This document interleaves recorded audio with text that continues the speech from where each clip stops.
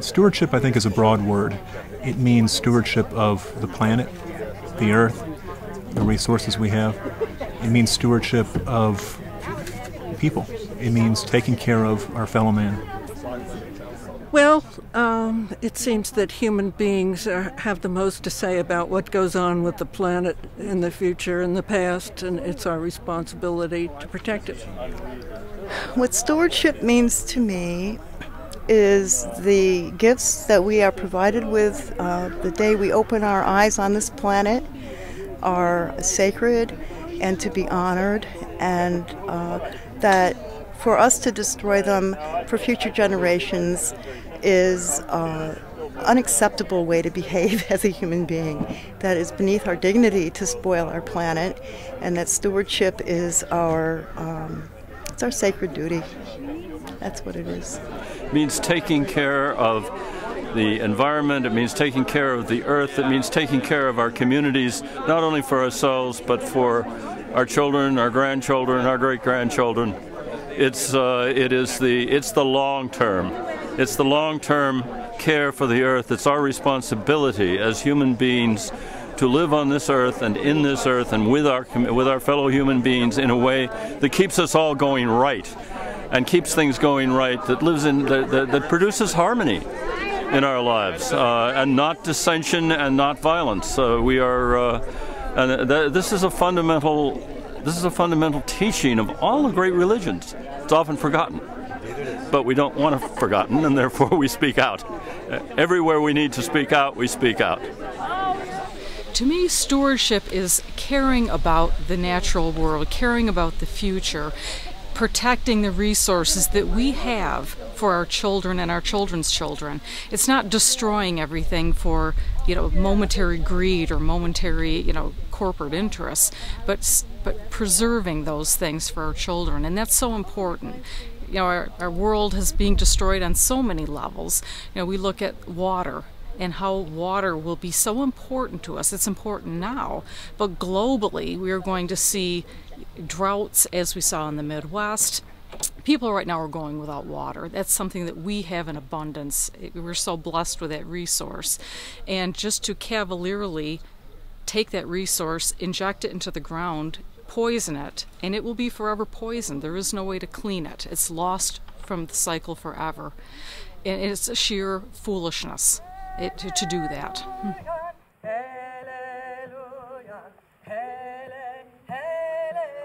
Hydrofracking is a difficult subject.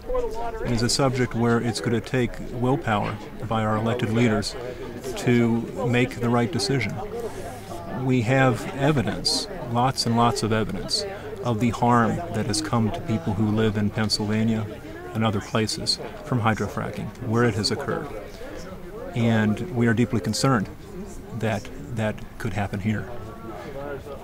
The best choice for the legislature, for the governor, for local elected leaders is to decide that fracking is not in the best interest of New York State and to not permit it. I think that our choice should be to go as much into sustainable energy, renewable energy, and eliminate as much of the fossil fuel as possible as quickly as we can. And it's going to take a lot to turn it around. If there's anything that's important to do in this life, is to leave a legacy of a healthy planet to the younger generations. I can think of nothing more important to do with what time I have left on this planet. I would say that there is the short-term view that says that there's money to be made by a handful of people, and gee, they're powerful, and maybe we should do something about it. And well, don't we all benefit from gas? The answer is no, not if it's shipped out of the state, not if the jobs come in from out of state. No, we don't. some people perceive a short-term benefit, especially if they're getting money for their political campaigns. We prefer to look at it and think the only way to look at it, the only right way to look at it, the only moral way, the only reasonable way, is to look at it in the long term. And that is that we have to say, well, once you fracture the earth deep down, you change it. And you change it forever. It doesn't just change for this generation. And it isn't just a matter of a few companies coming in and paying for a cleanup on top. This isn't something you can put a Band-Aid on. You can't put a Band-Aid on something that happens 1,000 feet below the earth. The methane will be leaking in those fractures for not only our generation, but our grandchildren, our great-grandchildren, our great-great-grandchildren, not just to the 7th generation, as mentioned in the Bible, but also perhaps for thousands of years. I just read about a gold mine in South America that had been leaking for the past 1,500 years and poisoning the local communities and creating very high rates of cancer. It's not, and that's happening elsewhere in the world too. Old Roman mines leaking lead and arsenic into the environment.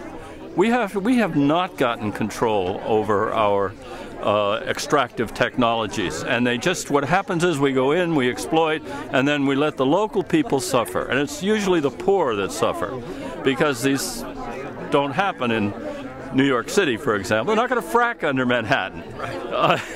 And they wouldn't be allowed to, even if there was any gas under there, and who knows what's under there. But the fact is, it's not going to happen, and they've even made that very clear in the legislation that they want to pass, that they're not going to let it happen in New York or the New York City watershed. But it's okay if the poor in around Binghamton and Athens, Shishakwan, and so on have their watershed damaged. The Native American lands get polluted by it. It's okay with them. Well, it's not okay with us. And the reason is that we take the long view. And if something is not safe, if something is likely to continue polluting, and this means polluting not just the waters, but the air. I mean, people say, well, gee, there's a lot of water that goes under here. You know, the amount they use is just really minuscule compared to the total long-term flushing of water. But that isn't what happens. That isn't our big concern. Oh, it is a concern. Our biggest concern is methane. It leaks into the atmosphere, and it doesn't stop leaking. It can leak for hundreds, even thousands of years. And the net pollution is just enormous. It does not replace, it does not safer than coal. In fact, just the opposite. It contributes to the pollution of our atmosphere, and it could have very long-term negative effects on our progeny and on our species. So I say, don't do it. Just don't do it. The choices right now, there is no safe fracking. That is not a choice. The only choice, the only option before us is a ban on horizontal hydraulic fracturing, high volume. They have been doing vertical hydrofracking in New York, and that has been with its problems. Dr. Ron Bishop has documented cases of contamination throughout New York already. We have tens of thousands of abandoned wells in New York. Some we don't know where they are. We already have a legacy of issues from conventional drilling, and now we want to go forward and add this new technology into the mix that is not being done safely anywhere throughout the United States. So the only real choice we have in New York is to ban this technology as it stands now.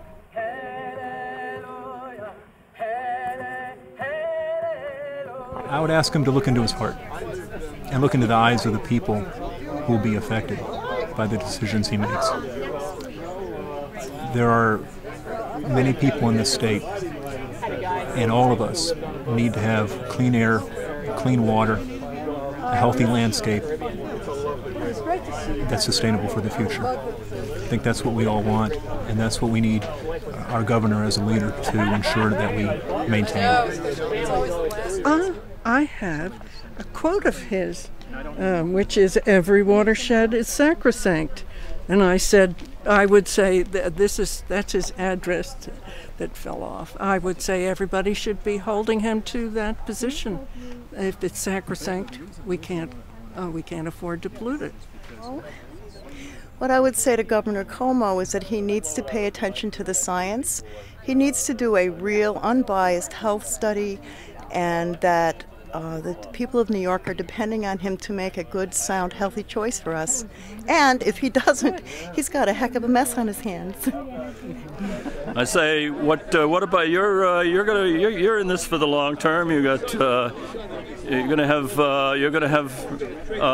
grandchildren, great grandchildren, great grandchildren. You're gonna have progeny going down the generations. Is this the legacy you want to leave them? You want to leave them with poisoned water and poisoned air, with an industrial wasteland in what had been pristine wilderness, with trees drinking water from a poisoned lake. I mean, this is with people drinking poisoned water, and with children being born with birth defects. Is that really the legacy you want to leave your progeny? It's not just mine. You're going to leave it for mine too, but what about your own? Hey, think of family. Think of family, and think that we all have families, and let's get this right, and let's not do it. I would ask Governor Cuomo to think about his children, to put himself in our place. This is where we live. We live on the shale.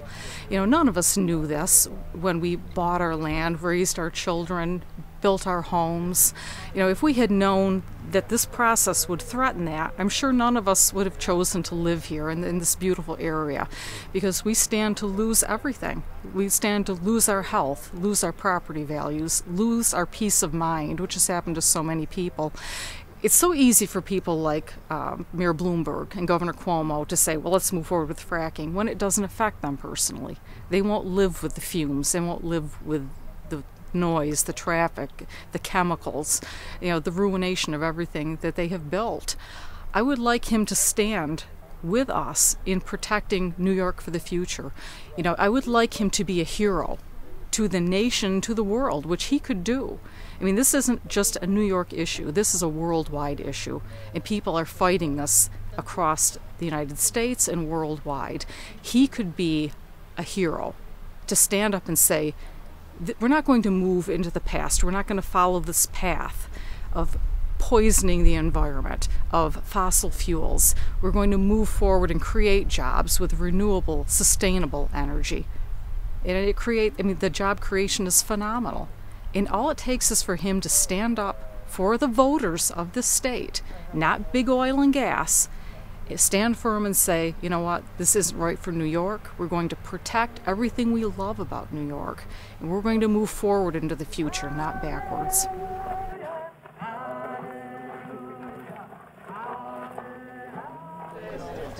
If Governor Cuomo makes the incorrect decision of allowing hydrofracking to occur in the state of New York, I think you will see many people who are not going to allow this state to be permanently harmed by the effects of hydrofracking. And so you are likely to see people who will decide that their moral conscience guides them to take actions such as civil disobedience, nonviolent civil disobedience.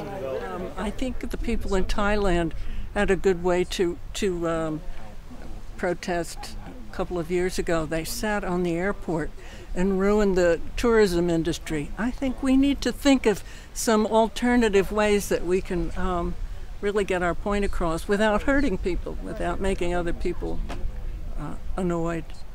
And I'm thinking. I think that we, first of all, never stop and keep yelling. We also make ourselves very difficult to ignore in every single way that we can. And beyond that, I don't know about the specifics, because I think that each individual will creatively come up with something that will make a difference. We protest like crazy. We don't stop. We never stop. We simply never stop until the more they frack, the worse it gets. It's not like, oh, well, we dug one nail, so, we're a little bit pregnant, so we're not going to worry about it. No, that isn't the way it works. Okay, you've done one, it's bad. You've done 100, it's worse. You've done 1,000, it's worse. You do 10,000, it's a lot worse. So stop it. Stop it. Just, you need to demonstrate. You need to vote. You need to organize. You need to talk to your local legislators and say, bring this to Albany. Say no. Don't let him get away with this. Don't let short-sighted gas industry polluters get away with this. Just because they're giving money to your campaign or to your opponent's campaign doesn't mean you should do the wrong thing. You have children too. Think about them. Think about your great-grandchildren. Think about the legacy that you're leaving and protect them. You are there to protect us, and do it. And just don't let it stop. Don't let it drop. I think we've already seen that in Albany with the huge demonstration that we just had. And people are pledging nonviolent actions. Civil protest. We need to stand up for our rights as communities. In most communities, you hear from folks that are looking to make money off this, and that's where they're coming from. And in those communities, it's a very small percentage of the residents of those communities basically trying to hold everyone else hostage. In Middlefield itself, the people that have leased their land are very small in number. But if they were to go forward with drilling, they take the whole community with them. It affects all of us. So we all need to stand up and say no. Middlefield stood up and said no. We are enforcing the zoning laws that we have, which don't allow heavy industry. Gas drilling is a heavy industry. And we basically said this is our town, and these are our rights, and our rights to protect our community. And we need to do that as New Yorkers on a whole different scale. And protect all of us. We've got sparkling fresh water. We've got sparkling fresh water. We've got sparkling fresh water in our land. We've got sparkling fresh water. We've got sparkling fresh water. We've got sparkling fresh water in our land. We've got peace like a river. We've got peace like a river. We've got peace like a river in our souls. We've got peace like a river. We've got peace like a river. We've got peace like a river in our souls. We've got fresh, clean air. We've got fresh, clean air. We've got fresh, clean air in our lungs. We've got fresh, clean air. We've got fresh, clean air. We've got fresh, clean air in our lungs. We've got peace like a river. We've got peace like a river. We've got peace like a river in our souls. We've got peace like a river. We've got peace like a river. We've got peace like a river in our souls.